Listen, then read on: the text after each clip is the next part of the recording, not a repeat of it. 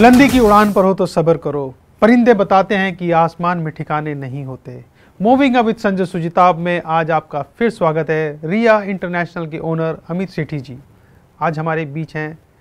अमित जी, आपका स्टूडियो में बहुत बहुत स्वागत है। नमस्कार। तो आप अपने रिया इंटरनेशनल के बारे में बताइए। रिया इंटरनेशनल हमारी 2002 में हम लोगों ने स्टार्ट लिया था और रिया इंटरनेशनल जो हमारी कंपनी है दिल्ली में वीज़ा सर्विस प्रोवाइडर है।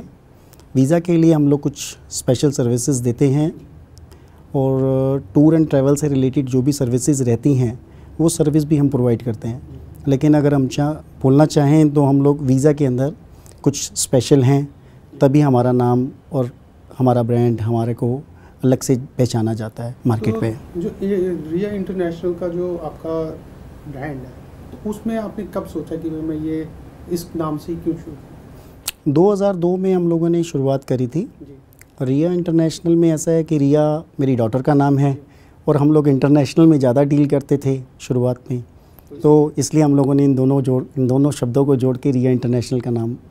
और एक बिटिया तो एक लक्ष्मी के समान थी और एक गिफ्ट थी, गॉड गिफ्टेड मुझे, तो मुझे लगा कि नहीं, अब मुझे इसी नाम को ही चूज़ करना है। Very good. तो अभी जैसे आप कह रहे हैं कि आप वीज़ा में डील करते हैं, तो अब तो खैर इतना टूरिज़्म बढ़ गया है जी कि पहले जैसे कि थोड़ा सा सिर्फ इंडिया में ही लोग जाते थे, जी। इंडिया से थोड़ा निकल गए तो एशिया की तरफ चले गए। तो आपको कैसा लगा कि अब इसके लिए काफ़ी विंडोज़ ओपन हो गई? बहुत जी। अब पहले जहाँ हम लोग 2002 की बात करते हैं तो पहले डोमेस्टिक कस्टमर्स ज़्यादा थे, बट अब आज की डेट में लोग डोमेस्टिक की जगह इंटरनेशनल में ज़्यादा जाना पसंद करते हैं। देखिए, टिकट्स और ये पैकेज रिलेटेड सर्विसेज तो कई जगह से मिल सकती हैं, लेकिन जो वीज़ा से रिलेटेड सर्विसेज हैं वो कुछ ही एजेंट हैं जो ईमानदारी से अपनी सर्विसेज प्रोवाइड करते हैं, जिनमें हम अपने आप को कह सकते हैं कि उन एजेंटों में एक हम भी हैं। और एम्बेसीज़ के अंदर कुछ ऑथराइजेशंस हमारे पास हैं, जैसे एम्बेसीज़ की वेबसाइट पे भी आप जाके देखते हैं तो रिया इंटरनेशनल हमारी कंपनी का नाम आप लोगों को लोकेट होता है। जी। तो आप किस हद तक मदद करते हैं? जैसे कि कोई आपके पास कस्टमर आता है तो किस हद तक आप उनकी मदद करते हैं कि वीज़ा? पहले तो हम लोग ईमानदारी से मदद करते हैं उसकी, जो ऐसा नहीं कि उसकी कोई मजबूरी का हम लोग फ़ायदा उठाते हैं। और जिस तरीके से उसको मदद चाहिए, अगर उसको फॉर एग्ज़ाम्पल टूरिस्ट वीज़ा से रिलेटेड सर्विसेज चाहिए तो हम लोग उसका प्रोफाइल चेक करके कि उसको टूरिस्ट वीज़ा, उसका जेन्युइन वीज़ा कि उसको कैसे मिल सकता है, तो उसको हम लोग गाइड करते हैं पेपर से रिलेटेड। और जो उसकी प्लानिंग रहती है और जो कन्वर्सेशन उसको देनी होती है, हमारी टीम, कई बार हम भी खुद भी पर्सनली टीम को वॉच करते हुए उनको इस तरीके की सलाह कन्वर्सेशन के अंदर देते हैं कि ये आपको वीज़ा लेना चाहिए और ये आप लोगों के लिए ठीक है और इस तरीके से आप जा सकते हैं। तो इसमें सिर्फ आप टूरिस्ट में ये नहीं, हम लोग सब कैटेगरीज में डील करते हैं। स्टूडेंट वीज़ा में भी डील करते हैं, नॉन इमिग्रेंट वीज़ा में भी डील करते हैं। टूरिस्ट और बिज़नेस वीज़ा तो एक नॉर्मली हर मतलब काफ़ी हद तक मैक्सिमम बिज़नेस हमारा टूरिस्ट बिज़नेस का ही है।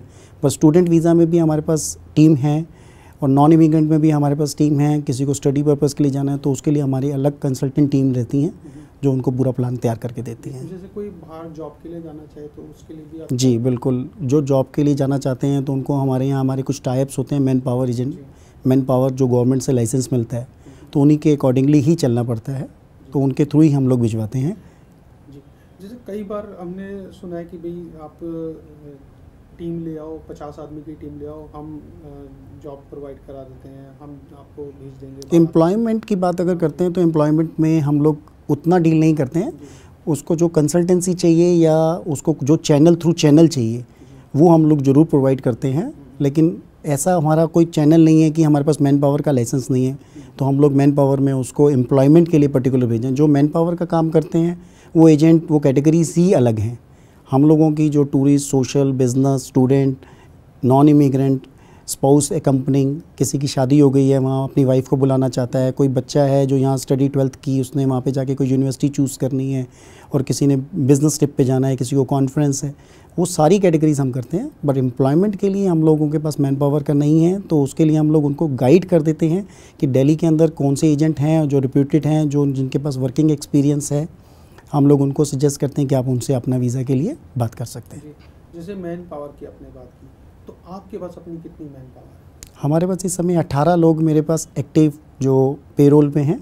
बाकी कुछ टीम में कई बार हमारे जो टाइप्स हैं एनसीआर और मेट्रो सिटीज़ के अंदर, वो ट्रैवल पार्टनर्स के साथ हमारा अपने टाइप्स किए हुए हैं हम लोगों ने, तो उन लोगों के साथ हमारी टीम बहुत स्मूथली काम करती है। तो जैसे सीज़न होता है जी, तो इसमें आपके इसमें भी सीज़न ऑफ सीज़न होता है? बिल्कुल होता है सर। अप्रैल मई जून ये हमारे सीज़न का टाइम रहता है, जो पीक आवर्स कह सकते हैं आप लोग। बाकी आजकल ऐसा नहीं कह सकते कि आप लोग की बिज़नेस में कि नॉन ऑफ सीज़न कहें हम लोग, तो पूरा साल टूरिज़्म इंडस्ट्री में मैंने कभी ऑफ नहीं सुना। नोटबंदी के टाइम पे ज़रूर कुछ ऑफ हुआ था, लेकिन मैं भी उसी पे आने वाला था। जी, नोटबंदी पे कुछ हद तक थोड़ा सा कम हुआ था, लेकिन ये कहें कि बिल्कुल बंद हो गया था ऐसा कहना ठीक नहीं होगा, क्योंकि कॉर्पोरेट और सैलरी वर्कर्स जो भी थे, जो वाइट पे चलते थे, जो चेक से पेमेंट करते थे, वो बिल्कुल उन्होंने टिकटिंग वीज़ा सर्विसेज वैसी ही रही। जी, जैसे कि एक होता है ना कि हम जाना है, हमने जून में जाना है जी, पर लोग अधिकतर जो डिस्काउंट्स वगैरह मिलते हैं वो 8-8, 6-6 महीने पहले लोगों को जी। डिस्काउंट मिल जाए, तो उसमें तो शायद आपका जब ये अपना नोटबंदी हुआ था तो उस जी। समय थोड़ा बहुत तो फ़र्क आया होगा उसको लेकर के। देखिए, पैकेजेस में और नोटबंदी के अगर हम बात को अगर कंबाइन करते हैं तो काफ़ी लोगों ने अपने टूर्स कैंसिल किए थे उस समय, क्योंकि क्या होता है कि आप टूर के अंदर आपने सिर्फ टिकट और वीज़ा लेके नहीं ट्रैवल करना, आपको फॉरेन एक्सचेंज भी चाहिए, और पीछे के जो हालात थे हिंदुस्तान में, वो अपने बिज़नेस को देख के, जब आदमी बिज़नेस में बहुत कंफर्टेबल होता है तभी वो अपनी जर्नी परफॉर्म कर सकता है। और अगर वो जल्दी, हाँ, अगर वो पीसफुल अगर माइंड से नहीं जा रहा तो वो, और हमारे पास तो बिज़नेस क्लाइंट्स बहुत हैं जो बिज़नेस मीटिंग्स के लिए जाते हैं, तो उस केस में कुछ कैंसलेशंस तो आई थी, लेकिन कुछ टाइम के बाद वो नॉर्मल हो गया था। ऐसी सिचुएशन नहीं रही कि कुछ हमारे साथ भी उस समय ऐसी सिचुएशन आई थी कि हम लोगों के पास वीज़ास तो थे लेकिन कैश फ्लो नहीं था, जिसकी वजह से, क्योंकि जो एम्बेसीज कैश लेती थी तो हमारे पास कैश ही नहीं था, बैंक हमें कैश विड्रॉल की परमिशन नहीं दे रहा था। तो उस चीज़ में हम लोगों को भी कई जगह पे अपने कस्टमर्स के साथ उनके कुछ प्रोग्राम को डिले करना पड़ा, क्योंकि कैश किसी के पास नहीं। आज किसी एक एम्बेसी की फ़ीस 6,000, 8,000, 10,000 है और 4 फैमिली जाना चाहती हैं, तो 40,000 उस समय में 40,000 होना नोटबंदी के टाइम पे तो एक बहुत बड़ी बात थी। जी, 2,000 बैंक से मिल रहे थे और आप इतना कैश फ्लो रख नहीं सकते थे, और छोटे नोटों में वो भी, तब तो 100 का नोट होना ही एक वो बहुत भी था ना कि एक टाइम लिमिट थी कि आपको इतने टाइम में सिर्फ इतने ही पैसे निकाल सकते हो बैंक से। जी, और जो बैकअप प्लान था हम लोगों के पास, वो इतने छोटे नोटों में इतना नहीं था कि जिससे हम लोग उसमें भी हमें राशनिंग करनी पड़ती थी कि किसका वीज़ा बहुत अर्जेंट है तो पहले हम उसका डालें, और जो भी हमें सपोर्ट मिल सकती थी क्लाइंट से तो कोशिश करते थे कि उनसे सपोर्ट लें, पैसा उनसे कैश में लें, ताकि उनके वीज़ा में किसी तरीके की दिक्कत ना आए। तो जैसे वीज़ा की बात हुई, अब क्योंकि टिकटिंग तो पहले वीज़ा के साथ टिकटिंग भी वीज़ा के साथ टिकट प्लान करना पड़ता है कुछ एम्बेसीज़ में। हर एम्बेसी में टिकट प्लान की ज़रूरत नहीं पड़ती है, लेकिन अगर आप यूरोप की बात करें तो टिकट, इंश्योरेंस, होटल बुकिंग हमें पहले देनी पड़ती है वीज़ा से, तो वो प्लान पहले तैयार होते हैं और कुछ टाइम लेना पड़ता है उन लोगों को, ताकि जितना पहले वो ट्रैवल करेंगे तो उतना उन लोगों को डिस्काउंट्स मिलते हैं और वीज़ा मिलने में उतनी आसानी रहती है। क्योंकि आजकल जैसे मैं देख रहा हूँ न्यूज़ पेपर में काफ़ी सारे डिस्काउंट्स आए हुए हैं जी। जब कंट्रीज़ के लिए, खासकर यूरोप वगैरह के लिए आप 46,000 में, 50,000 में, 52,000 में जी। आप राउंड ट्रिप कर सकते हैं। तो इस तरीके से क्या हमारे को इंडिया सस्ता पड़ता है घूमने के लिए या बाहर विदेश? आजकल इंडिया में भी आप किसी 5 स्टार होटल में अगर मसूरी जा रहे हैं, वहाँ पे मैरियट आप लोगों ने बुक करना है तो 24,000 रुपये पर रूम पर नाइट आप लोगों को मिलती है, और आपने 4 रातें ले ली तो 96,000 रुपीज़ में आप एक फैमिली सिर्फ मसूरी तक होके आती है। और जिस तरीके का चार्म है, और आजकल स्कूलों के कोर्सेज़ के अंदर छुट्टियों के बाद पूछा जाता है कि आप अपनी जर्नी लिख के बताइए, और उसमें कोई बच्चा मसूरी लिखता है तो थोड़ा सा शाई फील करता है कि मैंने क्या लिखा है। तो पेरेंट्स के लिए भी यही रहता है कि जब 2 लाख रुपए में हम यूरोप होके आ सकते हैं 3 लाख में, तो हम लोग मसूरी को तो कभी भी प्लान कर सकते हैं। तो ये टाइम पीरियड एजुकेशन के हिसाब से ये छुट्टियां हैं तो आदमी, और बच्चों को जनरल नॉलेज भी बढ़ती है। बिल्कुल जनरल नॉलेज बढ़ती है, तो आदमी वो अपॉर्चुनिटी ज़्यादा ग्रैब करता है कि जो पूरे साल में वो दोबारा नहीं ले पाएगा। इंडिया में तो कभी भी इंडिया में तो वो रहता है कि भाई आगरा, मसूरी, शिमला, तो ये कभी भी किसी भी टाइम गाड़ी ली और आप लोग ट्रैवल कराए। अमित जी, आपकी फैमिली से आपको कितना सपोर्ट है? पूरी फैमिली मुझे सपोर्ट करती है और पूरा सपोर्ट है मेरी फैमिली का, तभी मैं आज इस पोजीशन पे पहुंच पाया हूं, और उनकी सपोर्ट के बिना तो मैं सोच ही नहीं सकता था कि मैं इस मुकाम तक मैं पहुंच पाऊंगा। जी, तो चलिए आपके इसी सपोर्ट से हम मिलते हैं आपके फैमिली से और आपके स्टाफ से?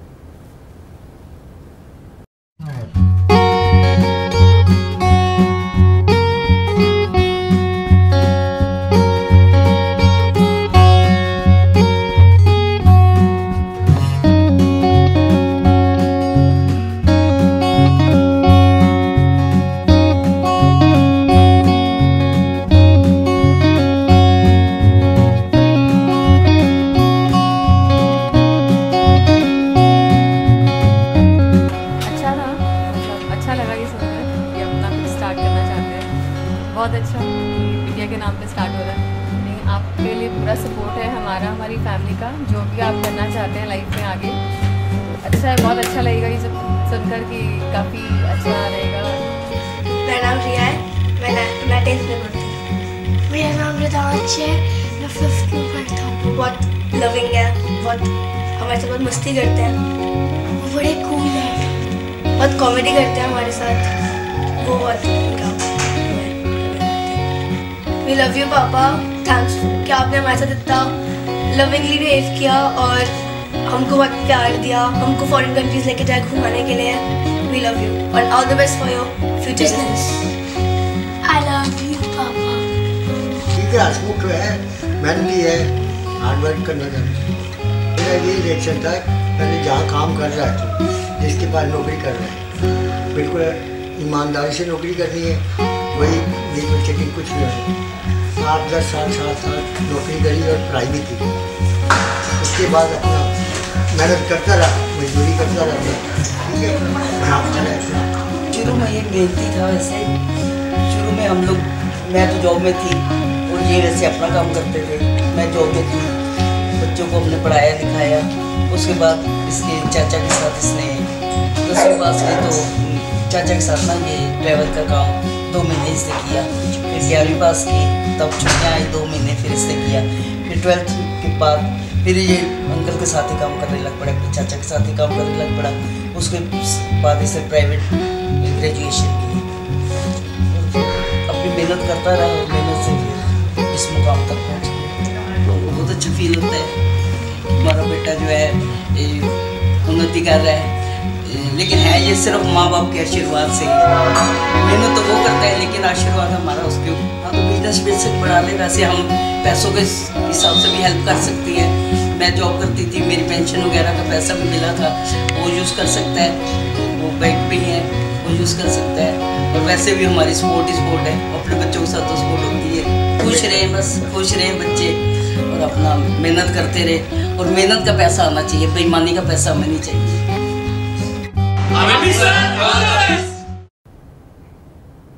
ऑल द बेस्ट हमारी तरफ से भी। तो अमित जी, जैसे आपका स्टाफ है, जैसे हमने देखा कि इतना बड़ा स्टाफ है और ये सब वीज़ा में डील कराते हैं, टिकटों में डील कराते हैं, क्या उसमें पासपोर्ट वगैरह में भी डील कराते हैं? तो बिल्कुल टीम है हमारे पास पासपोर्ट के लिए, जो पासपोर्ट में हेल्प करती है। किसी कस्टमर को किसी भी पासपोर्ट में कुछ भी अमेंडमेंट करवाना है, चेंज करवाना है, रिन्यू करवाना है, उसमें हमारी पूरी टीम है, उसमें उनकी पूरी हेल्प करती है। क्योंकि हमारे वीज़ा से रिलेटेड काम में ये पार्ट सबसे पहले जुड़ता है कि पासपोर्ट से रिलेटेड कोई भी प्रॉब्लम हो उसको पहले सॉल्व किया जाए। तो हमें लगा, इसलिए हम लोगों ने इसके लिए एक अलग टीम तैयार रखी हुई है। तो जैसे हम वीज़ा के लिए अप्लाई करते हैं और वीज़ा रिजेक्ट हो जाता है फॉर एग्जाम्पल, तो उसमें क्या करना चाहिए? क्योंकि वो क्या वीज़ा पे लग जाता है, पासपोर्ट पे लग जाता है कि वीज़ा रिजेक्टेड है? अब आज की डेट में मैक्सिमम एम्बेसीज रिजेक्शन के लिए स्टैंप नहीं करती हैं। ऑनलाइन डाटा उनके पास अपने रिकॉर्ड्स में रहता है। कुछ एक एम्बेसीज हैं जो रिफ्यूज़ल के लिए पासपोर्ट को गंदा करती हैं, स्टैंप लगाती हैं, या एप्लीकेशन रिसीव की स्टैंप लगाती हैं। अगर हम बहुत पुरानी बात करें 2002 की, तो अब अमेरिकन एम्बेसी स्टैंप लगाती थी। लेकिन आज की डेट में अमेरिकन, कनाडा, यूरोप, ये एक एम्बेसियाँ कोई रिजेक्शन की स्टैंप नहीं लगाती हैं। सिर्फ एक आपको एक नोटिफिकेशन, एक पेपर्स दे देती हैं जिस पर रिजेक्शन का एक रीज़न लिखे होते हैं, और वो रीज़न के बिहाफ पे आप लोगों को पता होता है कि आप लोगों ने क्या गलतियाँ करी हैं जिससे आपका वीज़ा रिजेक्ट हुआ है। तो मोस्टली किस वजह से रिजेक्ट होता है? बेसिकली उनकी ट्रैवल हिस्ट्री पर रिजेक्ट होता है, उनके प्रोफाइल पे, मेन उनका प्रोफाइल डिपेंड करता है कि कौन लोग ट्रैवल कर रहे हैं, उनका पर्पस क्या है। कुछ मेजर, मतलब कुछ मल्टीपल आप रीज़न्स कह सकते हैं। कोई एक पर्टिकुलर एक ऐसा रीज़न नहीं है कि भाई कि एक रीज़न से ही रिजेक्ट हो रहा है। किसी की फ़ोटो ठीक नहीं लगी, कुछ छोटे छोटे पॉइंट्स पे भी रिजेक्ट होता है। आप लोगों ने अपना पर्पस डिटेल में नहीं दिया, आपके डॉक्यूमेंट्स के में कुछ कमी थी, तो वो सब कारण रहते हैं जो रिजेक्शन के कारण होते हैं। तो ये रिजेक्शन जैसे पर्सनली जाते हैं उनको मिलते हैं या किसी जिस एम्बेसी में हम लोग ऑथराइज्ड हैं, जिस एम्बेसी में पर्सनल अपीयरेंस नहीं है, उस में तो हम लोगों को पर्सनली जाके क्लाइंट के ऑन बिहाफ ऑथराइजेशन लेटर लेके हम लोग वीज़ास को सबमिट करते हैं और उनका जो आउटकम रिज़ल्ट आता है वो आउटकम रिज़ल्ट हम कस्टमर्स को देते हैं। और जिस केस में उनको personally biometric, for example Schengen visa के लिए बायोमेट्रिक मैंडेटरी है, तो उस केस में उनको एप्लीकेंट को खुद ही जाना पड़ता है। तो और उनको ही जब कलेक्शंस रहती हैं, अगर वो कलेक्शन नहीं ले सकते हैं, आउट स्टेशन कस्टमर है, तो वो हमें ऑथराइज़ करता है, तो उनका आउटकम जो भी रिज़ल्ट रहता है वीज़ा का स्टेटस का, वो हम लोग लेके आते हैं। तो अभी जी जैसे किसी को वीज़ा के लिए अप्लाई करते हैं या पासपोर्ट के लिए अप्लाई करते हैं, सिटीजनशिप के लिए अप्लाई करना हो तो उसमें क्या करना चाहिए? सिटीज़नशिप एक बहुत डीप क्वेश्चन है। आप सिटीज़नशिप के लिए तो इमिग्रेशन लॉयर्स होते हैं जिनके लिए आप लोगों को उनकी हेल्प लेनी पड़ती है। तो उस क्वेश्चन में हम लोग सिर्फ उन लोगों के लिए पीआर तक के लिए या वर्क परमिट तक के लिए तो हम हेल्प कर सकते हैं। कोई स्टूडेंट जा रहा है तो स्टडी प्रोग्राम के लिए जाना है, तो उस केस में तो हम हेल्प कर सकते हैं। तो इमिग्रेंट कर सकते हैं, लेकिन इमिग्रेशंस में उसको सिटीज़नशिप दिलवाना, ग्रीन कार्ड दिलवाना या वहाँ के लिए पूरा उसको उनके उस कंट्री का पासपोर्ट दिलवाना, तो वो इमिग्रेशंस के रूल्स के अकॉर्डिंगली उनको इमिग्रेशन लॉयर ही हायर करना पड़ेगा। तो वो आप उनको सजेस्ट कर देते हैं? बिल्कुल, उनको हम सजेस्ट करते हैं कि जो जिस कंट्री के लिए जा रहे हैं वहाँ की इमिग्रेशन लॉ उनके लिए क्या कहता है कि उनको किस तरीके के लिए किस प्रोसेस को फॉलो करना चाहिए। तो इसमें कोई एज फैक्टर भी होता है? नहीं, ऐसा कोई एज फैक्टर नहीं है। कभी भी आप लोग किसी भी कंट्री के लिए सिटीज़नशिप के लिए अगर अप्लाई करते हैं, कुछ कंट्रीज़ फॉर एग्जांपल बिल्कुल नहीं देती हैं, कुछ कंट्रीज़ ने खोल रखा है, जैसे यूएस ने अपने लिए यहाँ खोल रखा है कि आप H1 वीज़ा वर्किंग वीज़ा के लिए आते हैं। सिटीज़नशिप के लिए उनके लॉज हैं कि भाई आप बाय बर्थ या आप वहाँ पे अगर आपने शादी करी है, मैरिज हुई है, तो उसके बाद ही सिटीज़नशिप मिलेगी।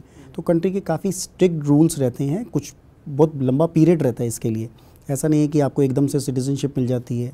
तो मैक्सिमम लोग जो रहते हैं वो वर्क वीज़ा पे कोशिश करते हैं या परमानेंट रेजिडेंशिप के लिए एक प्रोसेस रहता है उसको अप्लाई करते हैं। उस प्रोसेस को फॉलो करने के बाद ही उनको वहाँ के लिए सिटीजनशिप के लिए वो एलिजिबिलिटी के लिए आते हैं। तो इसमें अगर किसी एम्बेसी में ट्राई करना है या किसी जगह पे हमें जाना है तो उसके लिए आप कहते हो कि आप खुद से भी ट्राई कर सकते हैं? नहीं, मैं समझा नहीं। नहीं, जैसे अगर किसी को जाना है कहीं पे भी out of country, tourist visa पे या नॉन इमिग्रेंट की बात कर? नहीं, टूरिस्ट वीज़ा पे जी, तो वो डायरेक्ट भी अप्लाई कर सकते हैं? डायरेक्ट कर सकते हैं। कुछ एक एम्बेसीज़ में आजकल बेसिकली हर एम्बेसी ने अपने यहाँ पे VFS एक नया एक सिस्टम चालू किया है, तो आप VFS में जाके कुछ एक हेल्प ले सकते हैं पेपर वर्क के लिए।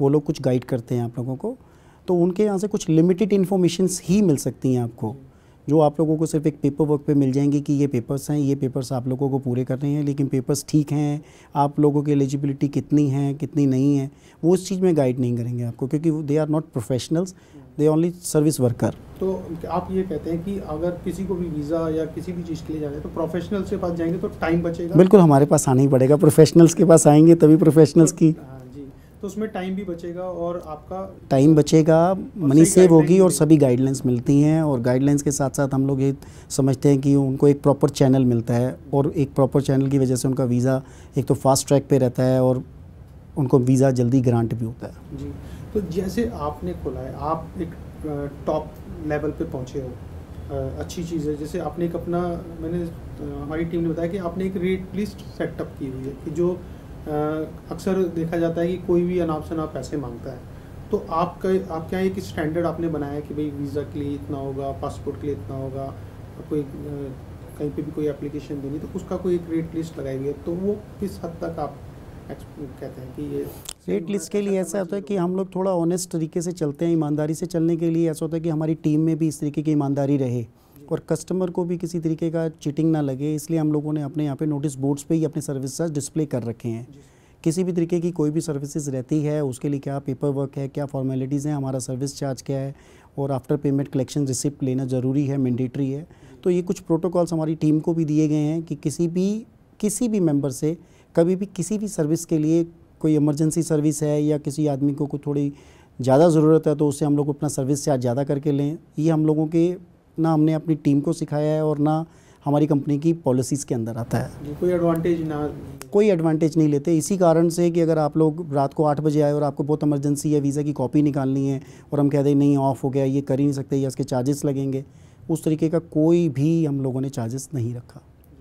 तो इस तरह की सुविधाएं जो आपने वो कस्टमर्स को देनी पड़ती हैं। अगर आप लोग अगर कस्टमर को कंफर्ट नहीं देंगे या वो उस तरीके की जो बेसिक सुविधाएं कह सकते हैं, ये कोई मतलब कि पासपोर्ट से रिलेटेड की आपको इमरजेंसी है तो हम लोग 2000 एक्स्ट्रा लेंगे, आप एक बार ले लेंगे, लेकिन कस्टमर के माइंड में हमेशा के लिए आप एक नेगेटिव, और जो ट्रेड है हमारी वो उसमें मैक्सिमम आप देखते हैं कि कितना नेगेटिविटी न्यूज़पेपर्स में भी आता है आपको, तो उसमें आपको एक ईमानदार बन के रहना, ये भी एक अपने में एक टफ टास्क है हमारे लिए। जैसे आपने एक ईमानदारी की बात की, तो कुछ सालों पहले हमने काफ़ी सुना भी कि भाई लोग वीज़ा बना देते हैं और वो बाहर चले जाते हैं और वापस नहीं आते उसको, तो जिसको हमारी भाषा में तो गलती कहेंगे आप लोग कि ये गलत चीज़ है और गलत करने के बाद आप लोगों को कुछ गलत ही रिज़ल्ट्स आएंगे आखिरी में, और वो ट्रैवल एजेंट जो गलत करते हैं तो आखिरी में उनका आप शटर डाउन ही देखते हैं, और गलत काम के बाद आप लोगों ने अनाप शनाप जो भी पैसे उन लोगों से चार्ज किए हैं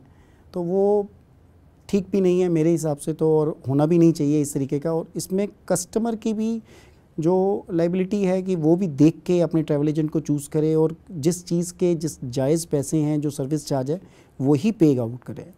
मैं तो आपके चैनल के माध्यम से सबको यही संदेश देना चाहूँगा कि जब भी वो अपना ट्रैवल एजेंट चूज़ करते हैं तो उसका थोड़ा बैकग्राउंड और उसकी ऑथेंटिसिटी चेक करके रखें कि वो ट्रैवल एजेंट इस फील्ड में कितने साल से है और वो किस तरीके के चार्जेस मांग रहा है और वो क्यों मांग रहा है इतने चार्जेस, जब बाकी मार्केट में इतना रेट नहीं है। कोई यूएस वीज़ा के लिए पंजाब में 15,000 रुपये मांगते हैं, जबकि उसके 1500 रुपये सर्विस चार्ज भी हमें दिल्ली में ज़्यादा लगते हैं कि उसकी वर्किंग के हिसाब से, लेकिन लोग गलत पैसे देते हैं तब भी उन लोगों को कुछ गलत पैसों से उनको मोटिवेशन मिलता है और वो गलत काम करते हैं। जी, तो आप जैसे आने वाले जो कोई यूथ है वो चाहे कि भाई मेरे को इस लाइन में जाना है, तो आप उनके लिए क्या मैसेज देना चाहेंगे? ईमानदार लोगों के लिए तो ये लाइन बहुत अच्छी है, जो ईमानदारी से जिस बिज़नेस में आएंगे तो उनके लिए तो ये लाइन बहुत बढ़िया है। जो ट्रैवल इंडस्ट्री है या टूरिज़्म इंडस्ट्री हम कहेंगे, ये रोज़ के हिसाब से बढ़ रही है। इसमें आप लोग एक ऐसे देश में बैठे हैं जहाँ पॉपुलेशन का कोई कंट्रोल नहीं है, और वहाँ पे आप ये मान के चले कि आप लोगों के पास काम की कमी नहीं है। तो टूरिज़्म इंडस्ट्री में आना, उसमें या वीज़ा में आना, तो ये तो या टिकटिंग में आना, जिसमें भी इंडस्ट्री में आप जिस भी फील्ड में आप आना चाहते हैं तो उसका वेलकम है। और मैं ये समझता हूँ कि इस फील्ड के अंदर आने के बाद वो अगर ईमानदारी से काम करता है तो वो भी अपने आप को कभी ना कभी कुछ सालों में कुछ ही मुकाम पे देख पाएगा। क्योंकि हर एक बोलते हैं ना कि अच्छे काम को करने के लिए एक अच्छा दिल चाहिए, और अच्छे दिल के साथ एक अच्छा दिमाग चाहिए जी, और उसके साथ एक अच्छी नीयत होनी बहुत जरूरी है। बिल्कुल। तो अगर अच्छी नीयत है तो कामयाबी अपने आप आपके पास छुएगी। तो आज हमने जो अमित जी से जाना कि एक अच्छे टूर्स एंड ट्रेवल्स बिजनेस में बहुत स्कोप है, आने वाले टाइम के लिए भी बहुत स्कोप है। तो जो भी इस इंडस्ट्री में आए तो वो ईमानदारी से आए, और ईमानदारी से जो आता है तो वो ऐसा नहीं है कि वो कुछ ना पाए, और जो बेईमानी से आता है वो कुछ ही दिन के लिए आता है। तो लंबे टाइम के लिए आने के लिए एक सच्ची नीयत का होना बहुत जरूरी है। तो अमित जी, जैसे कि आपसे कोई जुड़ना चाहे, आपसे आपके बारे में अगर इन्फॉर्मेशन किसी को चाहिए कि भाई आप जब मैं टिकट बुक कराना चाहता हूँ या वीज़ा लेना चाहता हूँ, तो उसके लिए मुझे क्या करना है? आप हमारी वेबसाइट पे विज़िट कर सकते हैं, और हम लोगों की वेबसाइट में काफ़ी डिटेल में सब चीज़ें दी गई हैं। और इसके अलावा हम लोगों के अपने मोबाइल्स नंबर हम लोग फ्लोट करते हैं। अगर आप जस्ट डायल में या कहीं पे भी आप अपने आप को ट्रैवल एजेंसी के लिए आप रजिस्टर्ड करते हैं या गूगल में भी रिसर्च करते हैं ट्रैवल एजेंसी के लिए, तो उससे भी आप लोगों को काफ़ी हेल्प मिलती है। हमारी कंपनी का नाम टॉप 10 एजेंसीज़ में आता है। उसमें आप लोग वीज़ा से रिलेटेड देखेंगे तो या सिंगापुर या मलेशिया या ऑस्ट्रेलिया के लिए, तो उसमें हम लोगों की कंपनी का नाम आप लोगों को रिफ्लेक्ट करेगा ऊपर, तो उसके थ्रू आप लोग हमसे कॉन्टैक्ट कर सकते हैं। riavisas.com हमारी वेबसाइट का एड्रेस है। इस पर विज़िट करके आप लोग आराम से जो भी आपकी ट्रैवल प्लानिंग है, ट्रैवल से जो भी आपके रिलेटेड सर्विसेज आप लेना चाहते हैं तो आप ले सकते हैं।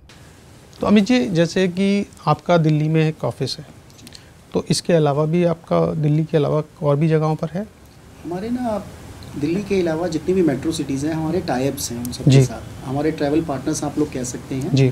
जैसे फॉर एग्जांपल बॉम्बे है, चेन्नई है, कलकत्ता है, हैदराबाद है, वहाँ हमारे ट्रैवल पार्टनर्स बैठे हैं जिनके साथ हम लोगों के ऐसे टाइप्स हैं कि हम लोगों की जितनी भी बेसिस की रिलेटेड सर्विसेज जो बॉम्बे में जमा होनी है तो वो लोग बॉम्बे में हमें हेल्प करते हैं और दिल्ली से रिलेटेड सर्विसेज में हम उनकी हेल्प करते हैं जी। बाकी आने वाले फ्यूचर में तो हम लोग उन सिटीज़ को भी कवर करेंगे जो NCR है हमारे लोगों का जी। तो ये आपके फ्यूचर प्लान्स हैं बिल्कुल हमारे फ्यूचर कि अभी आपका अपना खुद का एक ऑफिस वहाँ हो, अपना सेटअप हो, उसके लिए पूरी टीम हो हमारी जी।